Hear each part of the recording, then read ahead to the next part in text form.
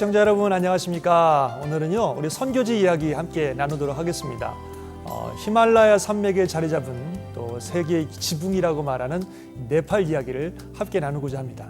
사실 여러분 아시는 것처럼 네팔에서는 지난 4월에 7.8 강도의 큰 지진으로 인해서 9천여 명에 가까운 사람들이 사망을 하고 또 16,000명에 가까운 사람들이 부상을 당하는 참 큰 참화가 있었습니다. 참 얼마나 안타깝고 또 얼마나 참 어려운 그런 일인지 모르겠습니다. 사실 이번에 우리 기독교계에서도요 많은 후원의 또 손길들이 있었고요. 또 특별히 인구 대부분이 힌두교인인 네팔에 복음을 전해야 된다라고 하는 그런 많은 이야기들이 있었습니다. 하지만 또 네팔의 실정에 맞는 그런 복음을 전하는 방법을 찾는 게 참 중요하겠죠. 그래서 오늘요 얼마 전에 네팔을 다녀오신 선교사님 한 분을 이 자리에 모셨습니다. 바로 썸미니스트리 주맨의 우리 김정한 선교사님을 이 자리에 함께 모시고 네팔 소식 함께 나누도록 하겠습니다.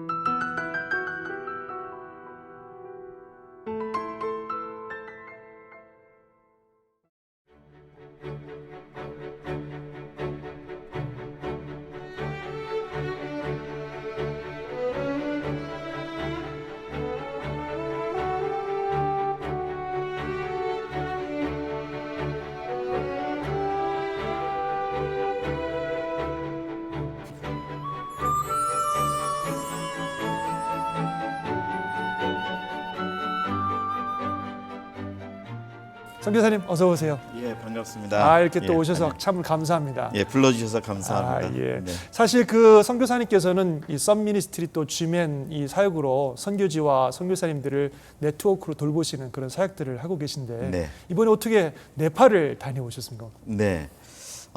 저희들 하는 사역이 사실은 선교사님들을 지원하는 네트워크를 개발하고 있는데요. 예. 예, 그 네팔 같은 데는 지금 지진이 나서 굉장히 여러 가지로 너무 급하고 필요한 것들이 많아서 그렇죠. 예, 우리가 선교사님들 사역을 어떻게 도와드릴 수 있고 또 섬겨드릴 수 있는지를 한번 현장 조사를 하러 갔다 왔습니다. 그러시구나. 예, 사실 지금 네팔이 아직도 여진으로 좀 위험하다고 이렇게 듣고 있는데 어떻게 별일 없으셨어요, 목사님? 예, 뭐 저도 가면서 조금 염려는 했는데요. 예. 여진은 사실 계속되고 있습니다. 그래요. 사람들이 그 이제는 민감해서 조금만 흔들려도 그렇겠죠. 뭐 2도, 3도 이런 게 계속 지금 있습니다. 근데 굉장히 민감해하고 있고요. 예. 그러나 이제 그 두 번 큰 지진이 온 다음에는 더 큰 건 없어서 예. 지금은 이제 정리 단계로 있고요. 복구는 어떻게 좀 많이 되고 있습니까 지금? 복구는 제가 간 지역으로만 봐도 그 아주 메인으로 그 크게 지진이 온 지역을 이제 그 근처를 가봤는데요. 그래요. 네, 근데 그 두 달, 그러니까 4월 16일인가요? 언제? 4월 25일인가요? 근데 하여튼 그때 터지고 나서 제가 3달 후에 들어갔는데도 아직 그 산속 마을 같은 데는 접근도 못한 지역이 많이 있었다고 그랬습니다. 네, 그래서 제가 그 산길을 가는데 그 운전하는 분이 그 이제 물을 그 산에서 물이 많이 내려오는데 예. 그 물을 좀 한번 손을 담그려고 그랬더니 하지 말라고. 왜냐하면은 산 속에 아직도 죽은 시체들이 많아서 그 물들이 이렇게 거기 나오기 때문에 예, 지금은 어느 물이 어떤지 모르니까 조심하라고. 그래 아직도 복구되는 거는 뭐 거의 그대로 상태였던 것 같아요. 예, 임시로 사람들이 먹고 자는 거 요 정도만 지금 임시로 복구를 하는 정도였던 걸로 봤습니다. 예. 사실 이번에 이제 지진으로 인해서 네팔에 대한 관심들도 많아지고 우리가 네팔 그럼 뭐 에베레스트 또는 뭐 히말라야 또 힌두교 뭐 이런 정도로만 알고 있는데 네팔에 대해서 좀 소개 좀 해주시면 좋을 것 같아요. 이번. 네. 네팔이 남한의 한 4배 정도 큰 땅이라고 그래요. 실제로 땅은. 예, 인구도 많고요. 근데 우리가 뭐 워낙 잘 알듯이 네팔 그러면 그 세계에서 아주 유명한 힌두 왕국이었었거든요. 그렇죠. 우리 종교적으로 볼 때. 예, 그 2008년에 이제 왕정이 허물어졌지만 예, 지금도 보면은 그 모든 뭐 골목마다 이렇게 우상이 있어서 아침에 일어나면 절하고 지나가고 제가 봤습니다. 아직도 그런 환경이고 사는 거는 뭐 너무 한 1년에 GDP가 한 2,000불 좀 넘는 거로. 그래요. 예, 그러니까 한 달에 한 뭐 200불 내외 인컴이 되는 거죠. 그러니까 네. 굉장히 사는 거는 아주 열악합니다. 예. 네팔이 힌두교가 많다고 우리가 알고 있는데 어느 정도 수준이죠? 힌두교가 몇 정도예요? 거의 통계적으로 보면 한 85% 이상 85%. 네.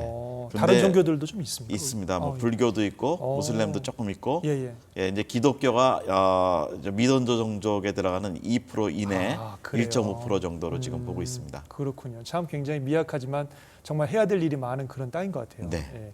그 이번에 선교사님 특별히 가서 이제 그 솔라등 뭐 배포하시는 일 때문에 가신 걸로 알고 있는데 어떤 일들을 좀 하셨어요? 네. 이번에 네팔에 가게 된 큰 이유가 그 네팔의 그 허물어진 곳들 지역이나 이런 데는 네. 전기 공급이 안 되고 또 평소에도 뭐 카트만두만 해도 뭐 전기가 하루에도 계속 나가고 예, 그렇습니다. 예, 그래서 전기가 워낙 모자라서 이제 그 낮에는 그 공업용으로 쓰고 밤에는 이제 가정용으로 쓰고 뭐 이런다고 그래요. 근데 이제 보니까 학교 구조도 그렇고 이 건물 자체가 이렇게 굉장히 어둡게 돼 있고 예, 그렇습니다. 그리고 특별히 이제 피해 지역 같은 데는 전기가 없는 지역 저희가 이 개발한 솔라 등을 좀 그쪽에 그 피해 지역에 좀 보급을 해주는 거로 예, 그럼 계획을 하기 위해서 예, 현장 조사를 하러 갔었습니다. 그렇군요. 사실 우리가 이제 태양열 전기로 이렇게 뭐 지붕에다가 이렇게 하는 거는 다 잘 알고 있는데 지금 솔라등이 우리 시청자분께서 솔라등이 뭔가 그럴 텐데 솔라등이 어떤 건지 잠깐 설명 좀 해주시죠. 여기 지금 가지고 나오셨는데. 네. 예, 사실은 이거는 제가 그 케냐 마사이족에서 예, 있을 때 선교사로 있을 때 거기 야학을 했습니다. 아, 그러세요? 예, 근데 그 해보니까 야학을 통해서 제가 있을 때 한 교회가 2군데 개척이 됐는데 거기서 컸던 학생들이 나중에 성인이 되고 목회자가 되고 해서 또 물론 후임 선교사님들이 같이 다 했지만 한 60개 이상이 교회가 개척이 됐어요. 두 교회에서 네, 60개고. 그리고 예, 그런데 이제 하여튼 그게 뭐 고위 관리관도 나오고 뭐 정치에 입문하는 형제도 나오고 뭐 이랬습니다. 근데 지나고 보니까 교육이었습니다. 교육. 네, 근데 제가 있던 마사이 쪽 거기는 뭐 전기가 아예 없는 지역인데 등잔불로 공부를 시켰는데 지금 보니까 테크놀로지가 개발이 돼서 이제 솔라를 사용하면 아주 굉장히 좋은 등이 나올 수 있는 예, 그걸 착안을 해서 이제 미전도 종족의 교회와 아니면 선교 사역에 도움이 되는 도구를 만들었습니다. 이거는 뭐 큰 돈이 드는 것도 아니고 예, 그래서 그렇게 이번에도 네팔에 이제 그렇게 한번 이거를 현지 선교사님들이 보급할 수 있도록 예, 도와드리려고 한번 가봤었습니다. 그 지금 이게 선교사님께서 직접 개발하신 등인 것인가요? 네, 그렇습니다. 그러니까 여기가 지금 햇빛을 받는. 그렇죠.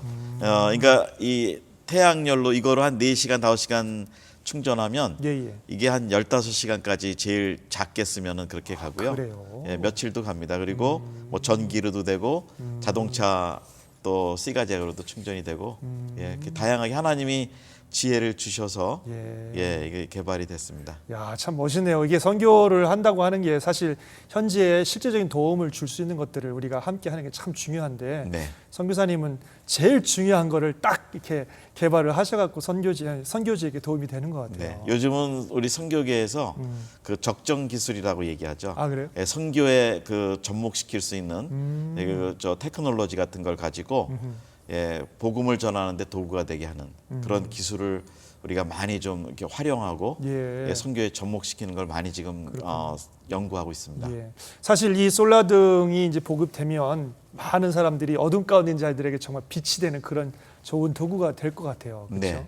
지금 아직 아직 보급은 안 되고 지금 보급을 하시려고 지금 이제 완성품이 이제 나왔습니다. 아, 이제 지금 이게 브랜뉴 따끈따끈한 거예요? 그렇습니다. 그렇구나. 예, 그래서 이제는 대량 생산할 수 있는 예, 준비가 돼 있고요. 예, 이제 하나님이 인도하시면 아마 그렇게 문이 열릴 거로 지금 기도하고 있습니다. 이걸 어떤 식으로 대량 생산을 하시는 거예요? 이게 조립이죠. 그러니까 예, 생각보다 생산이 쉽고요. 그래요. 예, 이제 부품만 가지고 현지에서 저희는 선교지 현지에서 조립을 해볼까 생각을 해보고 있습니다. 그러니까 현지에 이제 공장을 세워가지고 그것을 조립을 해서 보급을 하는 것으로.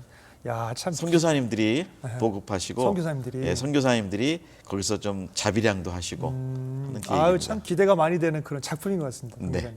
사실 이게 이제 그들에게 어둠 가운데 있는 빛을 주지만 또 사실 목적은 영적 빛을 우리가 비추는 그렇죠. 게 목적이잖아요. 그래서 지금 선교사님 말씀도 하셨습니다만 거기 선교사님도 이번에 가셔서 많이들 만나고 오셨겠어요, 목사님. 네, 거기 그 선교사님들 회의가 이름이 어부회라는 어부회, 어부회. 예, 고기 낚는 어부, 어부회, 네, 고기 낚는. 어부회인데요.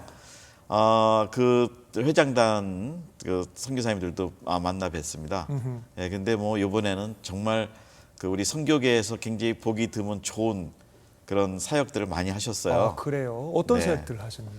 그러니까 개별적으로 막 이렇게 재해가 생기면 교회나 단체들이 개별적으로 연결해서 막 그 선교를 하잖아요. 그렇죠, 그렇죠. 근데 거기는 이번에 그런 혼선을 막기 위해서 그 선교 사회 전체가 하나가 돼서 어부회가 예. 들어오는 어떤 후원금이나 이런 걸 다 같이 공동으로 관리하고 공동으로. 예, 그리고 또 꼭 필요한 우선 지역 같은 데를 선정해서 예, 보급품이나 후원을 해주고 예. 예, 그걸 아주 정말 일사불란하게 잘 했습니다. 그러니까 가서 저한테 이렇게 보고서를 한번 보라고 보여주셨는데 정말 우리 선교계에서 아주 본이 될 수 있는 좋은 일들을 이번에 많이 이렇게 봤습니다. 그렇군요. 사실 뭐 아까 처음에도 말씀드렸습니다만 이 네팔은 힌두교가 거의 85%, 네. 뭐 기독교는 2%가 안 되는 참 미약한 그런 어려운 지역인데, 근데 제가 듣기로는 그럼에도 불구하고 이 기독교로 변화되는 그런 그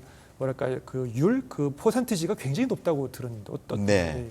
작년 통계로 보면 예, 우리 세계에서 기독교가 가장 빠르게 성장하는 그런 나라로 돼 있습니다. 네팔이요? 네. 정말로요? 네, 네. 이야, 그러니까 그래요? 기독교 인구가 적지만 어허. 전도하고 부흥하는 숫자가 지금 크고 있어요. 근데 네. 10.5%인가 그렇게 돼서 세계에서 제일 먼저 예, 지금 부흥하는 나라로 지금 나와 있기는 합니다. 그럼 그 어떤 원인이 있을 거냐요? 그게 뭐 선교사님들이 막 거리 다니면서 전도하시고 막 이래서 그렇게 된 건가요? 아니면 어떻게? 그게 2008년에 왕정 그 힌두 국가였던 그 네. 왕정이 허물어졌죠. 예, 예. 지금은 공화국이 됐습니다. 예. 예, 그래서 이제 그때부터 교회가 좀 그 자체, 그러니까 네팔 사람들의 교회가 좀 활력이 생기기 시작했고, 예. 예, 또 거기에 이제 함께하는 우리 선교사님들이 직접 전도는 지금도 못합니다. 외국인이 그래요? 예, 그 내국인한테 전도하는 건 법에 접촉이 돼서 예, 그걸 못하는데 그렇군요. 주로 뭐 학교 교육 사역이라든지 그 외에 다른 간접 사역들을 많이 하시고, 그리고 이제 교회들과 현지 그 교회 목회자들과 동역을 하면서 네. 아주 좋은 팀워크를 이루면서 교회들이 발전이 되고 있고요. 예. 또 하나 그 좋은 장점의 하나가 그 한국에 우리 네팔 사람들이 지금 그 많이 들어가서 일을 하거든요. 예, 그렇죠. 한류 발음으로. 그래서 거기 가서 예수님 믿고 온 사람들이 많습니다. 한국에 오셔서 네. 일하시다가 예. 예수를 믿고 돌아가신. 네. 그래서 그런 것 저런 것 다 이렇게 도움이 돼서 하나님께서 예.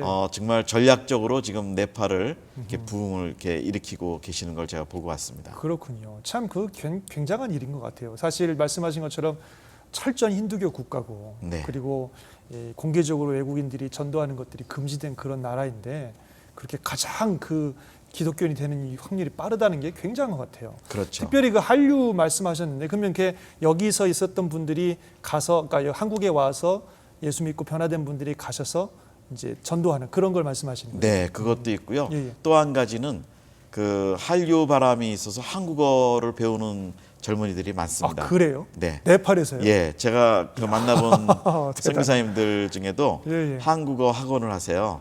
네팔에서요? 네. 와. 뭐 거기 강의 시간이 새벽 6시부터 첫 클래스가 있는데 예. 뭐 아주 규모 있게 하시더라고요. 그래요. 예, 근데 그렇게 하면서 복음을 전할 수 있는 거죠. 그러니까 보이지 않게. 그렇군요. 예, 그래서 왜냐하면 네팔 사람들이 거기 한국어 그 교육을 받고 4급인가 그 시험을 통과하면 예. 한국에 가서 일을 할 수 있는 자격이 생깁니다. 또 그렇게 되는군요. 네.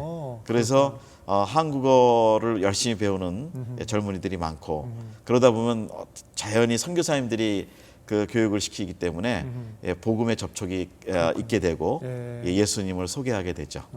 그 네팔까지 그런 바람이 분다는 게 참 대단한 것 같아요, 목사님. 네. 예.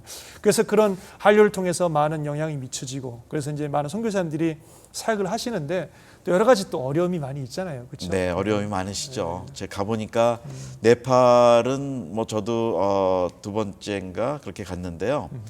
그 변한 게 없었습니다. 뭐 한 10년 전에 한번 가봤고요. 예, 예.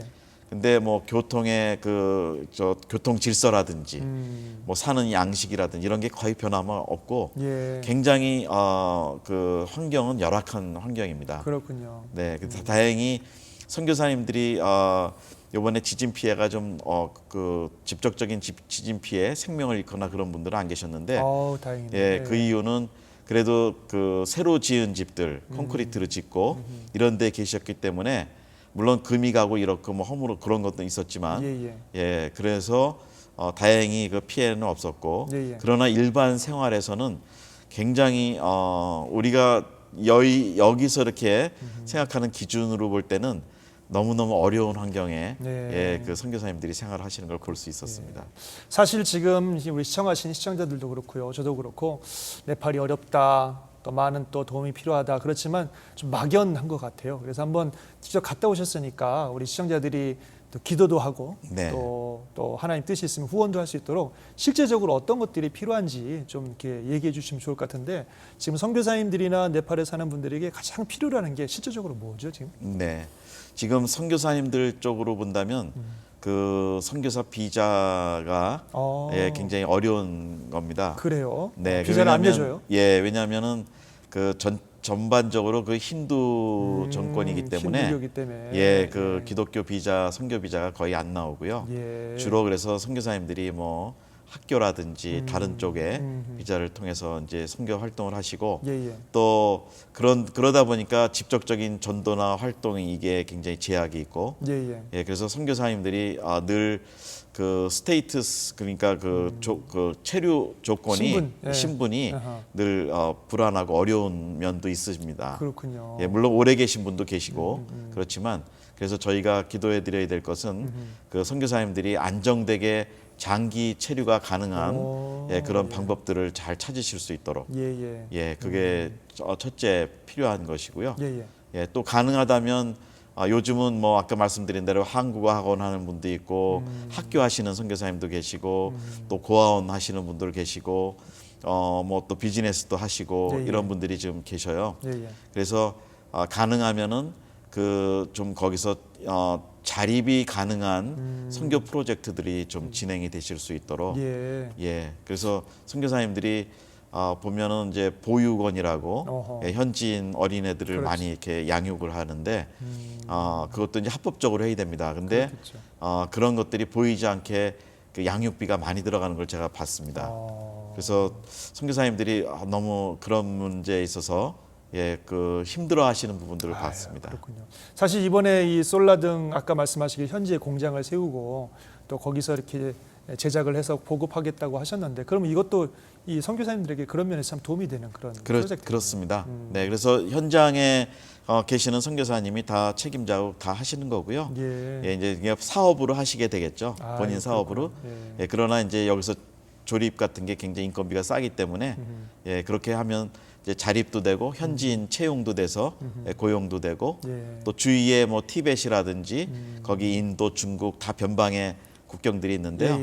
예, 거기에 그 선교적 도구로 이게 거기서 쓰여질 수 있어서 예, 이런 것들이 좀 가서 예, 조립 공장이 좀 세워지는 것도 이번에 좀 기도하고 왔습니다. 그렇군요. 사실 물에 가보셨으니까 자꾸 제가 질문을 드리는데, 그 선교사님들의 어떤 영적인 또는 정서적인 어떤 상황은 어떠시나요? 사실 선교하면 물질적으로도 어렵지만 정서적으로도 그렇고 영적으로도 많이 고갈돼서 힘들잖아요. 저희 CTS가 그런 일들을 좀 하고 있는 건데 어떠셨어요, 선교사님들 그런 필요들은?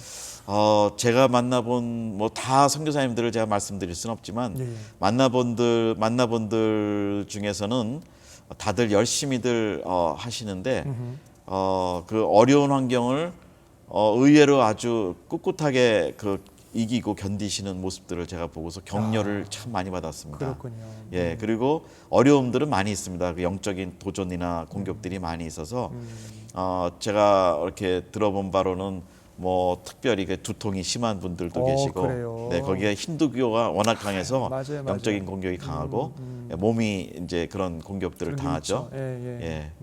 그러나 대개 보면은 다들 어려우세요. 어려우신데도 그 하나님이 정말 힘을 주시고 능력을 주셔서 그 저희가 옆에서 볼 때는 굉장히 어려우신데 예. 본인들은 그 어려움을 잘 극복하시고 어렵지 않게 느끼시는 것 같이 제가 보고 왔습니다. 참 훌륭하시네. 예, 네. 그러시구나. 참 그런 어려운 환경 속에서 사역을 하신다는 게 정말 쉽지 않을 텐데 참 대단하신 분들인 것 같아요. 네.